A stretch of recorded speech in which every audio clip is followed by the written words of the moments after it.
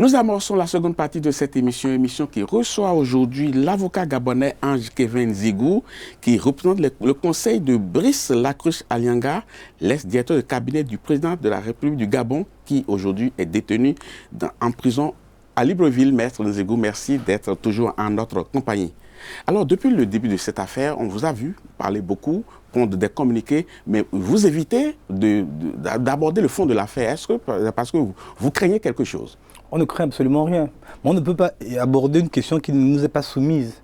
La vérité est que nous n'avons pas accès au dossier. Nous ne savons pas pourquoi M. Alianga et son frère au demeurant sont en détention. Nous ne savons pas ce qu'on leur reproche. On dit juste détournement de fonds publics. Mais pour une personne qui n'a pas géré les fonds publics, qui n'a pas de compte public à sa disposition, qui n'est pas chef de l'administration publique, comment il peut s'expliquer sur un détournement dont il n'a aucune espèce de connaissance? Mais il y a plusieurs moyens quand même dans le cas d'espèce. On a dit maintenant on a arrêté un certain nombre de personnes qui étaient ses proches, mais qui géraient des fonds aussi. Mais je rappelle et j'insiste sur une chose, c'est que ces proches-là n'ont aucun lien juridique dans le cadre de la procédure. Il n'y a personne en dehors de son frère qui est pris pour complicité. Mais vous voyez à quel point c'est ridicule. Son frère est maire d'une commune d'Akanda. On le poursuit pour complicité de détournement de fonds du directeur de cabinet du président de la République. Sans nous dire quel est le lien qu'il peut avoir entre le directeur de cabinet et le maire pour détourner des fonds publics. Mais nous parlons beaucoup de détournement de fonds publics, mais il n'y avait pas que ça. Je vous donne lecture des chefs d'accusation. On parle de malversation financière, détournement de fonds publics, blanchiment de capitaux en bande organisée, concussion de faux et usage de faux. Fin de citation. Oui, mais ça fait beaucoup quand même. Je prends un exemple. Il fallait remplir un papier. Il fallait justifier. Et je vous dis, le but... Ça, c'est l'avocat qui parle. Le but, c'est d'emporter la conviction du peuple. Donc, il fallait remplir un document. Il y a une aberration. Ce n'est pas parce qu'on ne vous a pas présenté le dossier que vous allez balayer du revers de la main. Mais je vous dis, parce qu'il n'y a rien. J'ai un confrère qui aime souvent dire, lorsque vous voyez une multiplication de violations des droits, c'est parce qu'on sait qu'il n'y a rien dans le dossier. Parce que quand les choses sont claires, on vous les montre et vous vous justifiez. Mais que les choses soient claires ou pas, il y a quand même un certain nombre de vidéos qui ont circulé où on a vu qu'il y a des cantines qui ont été déterrées dans un domicile qu'on lui attribue quand même. Oui, qu'on lui attribue. Aujourd'hui, on peut tout dire. C'est-à-dire que une perquisition, pour qu'elle soit légale, il faut demander l'accord de la personne. Il faut la voir et pour que la personne ne nie pas ce qu'on va y trouver. Or, on nous sort une vidéo, d'abord, au mépris du secret de l'instruction et de l'enquête, on nous sort une vidéo, on nous dit c'est chez M. Lacruche. Or c'est faux, c'est pas chez lui. On nous dit, voici des cantines, il y avait de l'argent à l'intérieur. Je demandais à avoir cet argent-là. On nous dit, ah non, vous ne pouvez pas. Mais vous ne pouvez pas accuser des gens, recueillir des éléments, les exposer à la face du monde et ne pas les présenter à la personne elle-même qui est concernée. Or, aujourd'hui, ce qu'on constate, c'est qu'il y a juste un chapelet d'infraction, il n'y a pas de fait. Il n'y a pas de charge, il n'y a pas d'éléments qui justifient que ces infractions soient retenues. Il y a une volonté, elle est manifeste, de garder à tout prix M. Lacruche en détention, et une volonté, elle est manifeste, d'humilier, de présenter M. Lacruche comme le représentant de tous les problèmes des Gabonais. Vous dites que le domicile où on a déterré les cantines, le domicile là ne lui appartient pas. Non. Mais sauf que vous ne connaissez pas le domicile dont il est question. Est-ce que vous savez là où on a déterré les... Je sais juste une chose, c'est qu'on n'a rien déterré chez lui. Donc, il a un domicile connu. Vous êtes sûr qu'il a un seul domicile, qu'il a une seule maison lui appartenant? On n'a rien déterré chez lui. Et lorsqu'on parle de blanchiment de capitaux... Non, vous ne répondez pas encore correctement à cette question. Est-ce que vous êtes sûr que le domicile où on a déterré les cantines ne lui appartiennent pas ou n'appartiennent pas à un de ses proches? Je réponds de manière formelle. Le domicile dans lequel ces cantines ont été déterrées n'appartient pas à M. Lacruche Alianga. Il est possible qu'il appartienne à un de ses proches, mais ce n'est pas son domicile. Et en même temps, je pense qu'il serait à l'aise lui-même de répondre à ces questions-là, pour une raison simple. Il n'a rien à se reprocher du point de vue du détournement de fonds publics. Il n'a jamais géré des fonds publics. Et si on lui présente de l'argent parce qu'il en a eu, parce qu'il était directeur de cabinet, parce qu'il a travaillé, parce qu'on a le sentiment... En tout cas, les sommes qu'on a vues, les sommes faramineuses qu'on a vues dans les vidéos qui ont circulé, ce n'est pas l'argent qu'un fonctionnaire normal gagne, ça. Mais je pense qu'il n'est pas un salaire de fonctionnaire normal. Ah. Je pense. Et ça, c'est une question de... Et c'est pourquoi je vous dis... Dites-nous alors. C'est pourquoi je vous dis qu'il faut qu'à un moment ou à un autre, on dise la vérité aux Gabonais.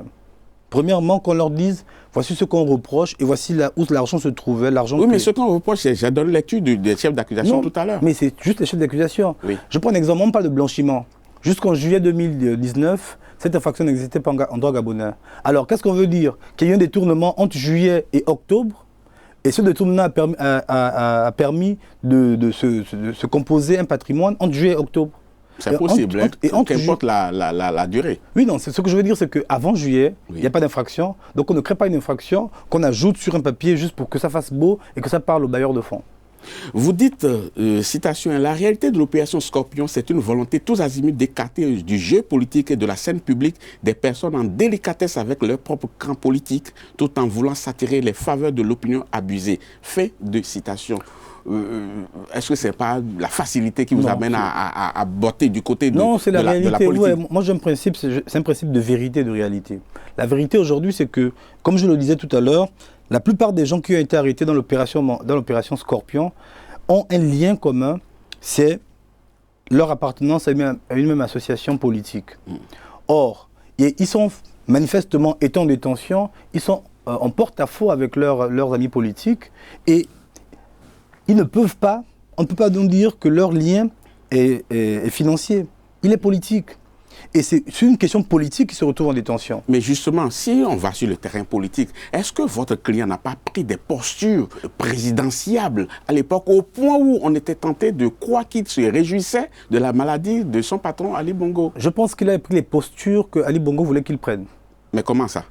Ali Bongo qui était sur un lit d'hôpital, qui aurait voulu qu'il prenne des postures qui ne sont pas de l'attribution du poste qu'il occupait. Nous, on nous a expliqué une chose, c'est qu'Ali Bongo était bien aux commandes. Ça a été dit et redit. Alors, s'il est bien aux commandes... Qui vous l'a expliqué? Et puis, entendu que vous n'avez pas assez au dossier. La plupart des communiqués de la présidence de la République qui sortaient nous disaient qu'Ali Bongo est aux commandes et il dirige le Gabon. S'il dirige le Gabon, c'est qu'il dirige son directeur de cabinet parce qu'il gère le cabinet du président. Et donc, il n'aurait pas pu prendre toutes ces postures sans l'aval d'Ali Bongo, sauf si on nous dit qu'il était absent, sauf si on nous dit qu'il n'était pas présent et qu'il ne savait pas ce qui se passait. Je vous prends un exemple. On parle de la tournée républicaine. Mais qui l'a clôturée? Qui a fait des pas de danse au stade de Nzayon? C'est bien Ali Bongo lui-même. Donc ça veut dire qu'il validait ces postures-là. Donc il n'a été que le fidèle porte-parole, il n'a été que le fidèle mandataire d'Ali Bongo. Oui, mais il faut reconnaître quand même qu'il était allé un peu trop loin. Parce qu'un certain nombre de ses faits et gestes interpellaient plus d'un. Je vous donne un exemple. Lors d'un meeting début octobre à Libreville, et on le voit debout sur la scène pointant du doigt des ministres, assis en silence et tonne. Citation, celui qui déconne, il sera sèchement écarté. Et à ceux qui ne sont pas contents, on leur dira, celui qui bouge, il bouge. Fin de citation. Est-ce qu'il est toujours dans la posture du directeur de cabinet pour aller jusque-là? J'insiste, il est allé aussi loin qu'Ali Bongo l'a voulu. Ah non, non, non, je vous dis ne pouvez pas dire ça. Vous n'avez aucun élément vous pouvant de dire ça. C'est les racontards. Non, ce n'est pas des racontards. Mais parce que il était présenté aussi bien par le Premier ministre actuel que par les membres du gouvernement comme le messager d'Ali Bongo. Donc il portait le message d'Ali Bongo. Oui, donc, mais sauf qu'on est dans une république et la république a un certain nombre de règles. Je suis d'accord. Comment il veut démettre des ministres qu'il n'a pas nommés? Mais c'est pas lui qui nomme les ministres. Il porte une parole. Il porte une parole. Est-ce que vous, en tant que son conseil, vous pouvez exhiber aujourd'hui un papier qui prouve qu'il a été mandaté pour faire ce qu'il a fait là? Plus qu'un papier. La vidéo de la clôture. Ali Bongo, en étant présent, a validé toute cette tournée républicaine. En étant présent, il a validé tout ce qui a été dit. En aucun moment, il n'a pris la parole pour remettre en cause ce qui a été fait. Oui, mais la remise en cause, ça n'a pas besoin d'être public. Le fait de ne pas se présenter aurait été une remise en cause valable. Le fait de venir, parce qu'il a fait le tour du Gabon en se présentant comme le messager d'Ali Bongo, et le fait qu'Ali Bongo vienne à la clôture, c'est pour confirmer tout ce qu'il a dit. Que répondez-vous à ceux qui estiment qu'il aurait vraiment voulu que Ali Bongo succombe à sa maladie et pour qu'il puisse prendre le pouvoir? Et que c'était en quelque sorte un coup d'État, en quelque sorte, qu'il préparait? Non, je ne pense pas. Je ne pense pas. J'ai vu M. Lacruche Alianga dans sa cellule, je l'ai vu en garde à vue, je n'y ai vu aucune animosité particulière vis-à-vis d'Ali Bongo. J'ai vu quelqu'un... Comment l'auriez-vous vu? Mais vous savez que vous vous confiez à votre avocat par ce qu'il aurait dit. J'ai vu en revanche quelqu'un qui, contre vents et marées, a défendu un monsieur qui était à l'hôpital, a défendu un monsieur qui souffrait, a défendu un monsieur qui était dans des conditions de maladie qui faisaient qu'il avait besoin de soutien. Mais est-ce qu'il n'a pas aussi essayé d'écarter tous les proches d'Ali Bongo et pour pouvoir être seul maître à bord? Deux choses l'une. Soit on considère qu'Ali Bongo ne dirigeait plus, et que finalement c'est Brice Lacruche Allenga qui dirigeait, là je dis oui, il a écarté. Soit on considère que c'est Ali Bongo qui était aux commandes, et donc ça veut dire que c'est lui-même qui a voulu écarter ses proches. Mais le directeur de cabinet n'est pas le dauphin constitutionnel du président de la République. Non. Et en cas de vacances de pouvoir, ce n'est pas lui. Et en cas d'absence, ce n'est pas lui qui dirige le pays. Nous avons un président de l'Assemblée, nous avons un Premier ministre, et tous ces gens-là sont restés dans leur coin. Et le seul individu, il faisait feu de tout bois, et vous-même, vous êtes fiers quand même de voir quelqu'un comme ça, ne rien lui reprocher. Mais je vous dis une chose. Le dysfonctionnement de la République, ce n'est pas du fait de la personne qui est mise en avant. C'est du fait mais si ça marque correctement dans son couloir, vous savez, dans son couloir, parce qu'on connaît les attributions d'un directeur de cabinet. Mais vous avez le président de l'Assemblée nationale qui se tait. Vous avez le président du Sénat qui se tait. Vous avez le président de la Cour constitutionnelle qui se tait. Donc c'est pour cela que le directeur de cabinet va parler en leur nom.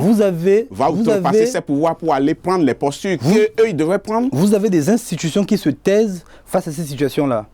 Qui est responsable? C'est une responsabilité collective. Je suis désolé. Beaucoup de Gabonais se sont levés pour dire que cette situation était anormale. Mais eux ont estimé que c'était normal. Eux ont estimé qu'il avait le droit. Pardon. Lorsqu'il faisait tourner, tous les membres des institutions en question étaient présents. Ils n'avaient pas le choix, justement. Ils ont le choix. Si, en République, on a le choix. En République, on dit, moi je suis président d'une institution, je suis garant du fonctionnement de cette institution, et donc je m'impose. Si le directeur de cabinet menace les ministres que lui-même n'a pas nommés de cette manière, ça m'étonnerait. C'est à ces ministres de prendre leurs responsabilités. Et je dis encore une fois de plus, si eux se taisaient, c'est parce qu'ils savaient que c'était la volonté du président de la République. Le président de l'Assemblée nationale, il a accès au président de la République. S'il estime qu'il y a un dysfonctionnement ou qu'il y a un dépassement de pouvoir de la part du directeur de cabinet, il en parle au président de la République. Entre institutions, il communique. Or, ils ont tous validé parce qu'ils ont estimé que c'était la volonté d'Ali Bongo. Sauf à nous dire que Ali Bongo n'était pas lui-même en capacité. Est-ce que vous continuez de voir votre client? Oui, je continue de le voir. C'est un privilège, hein? C'est un réel privilège dans la mesure où vous savez qu'il est en isolement, donc je suis l'une des rares personnes qu'il peut voir. Dans la mesure où, de manière totalement arbitraire, depuis quelques jours, le juge a interdit toute visite. Donc, pendant que je suis ici, il ne voit absolument personne. Et donc, il y a une volonté, et je le dis, nous ne sommes pas en procédure judiciaire. Brice Lacruche Allenga est considéré aujourd'hui, en tout cas, est traité aujourd'hui comme un otage. Comme l'otage d'un système, l'otage d'un pouvoir. Ça, c'est l'avocat qui parle. Oui. Oui. C'est l'avocat qui donne la réalité de ce qui se fait. Alors, comment est-ce que vous allez faire maintenant? Finissons là-dessus rapidement. Comment est-ce que vous allez faire? Parce que j'ai comme l'impression que de tout ce que vous faites, c'est un dialogue de sourds qui s'entretient entre le ministre judiciaire gabonais et vous. Il n'y a même pas de dialogue. Il y a une volonté de passer, d'imposer leur volonté. Il y a une volonté de violer la règle de droit. Et donc, il y a que messieurs Lacruche, Grégory et Brice ont aussi la nationalité française et nous avons déposé une plainte pour détention arbitraire parce que le code pénal français, en raison de leur nationalité, prévoit que si la détention se fait en violation des règles du pays, en l'occurrence... Vous êtes optimiste par rapport à cette plainte? Je pense qu'on aura plus de facilité d'exercice du droit avec les juges français qu'on l'a avec les juges gabonais. Ange Kevin Nzigou, merci. Je rappelle à nos téléspectateurs que vous êtes avocat au barreau de Gabon. Vous êtes conseil de l'ancien directeur de cabinet du président de la République gabonaise, Brice Lacruche Allenga. Merci beaucoup d'avoir été des nôtres dans cette émission. C'est moi qui vous remercie. Chers téléspectateurs, ce sera tout pour cette émission. Merci beaucoup de l'avoir suivi. Je vous laisse en compagnie des programmes d'Africa 24. À très bientôt.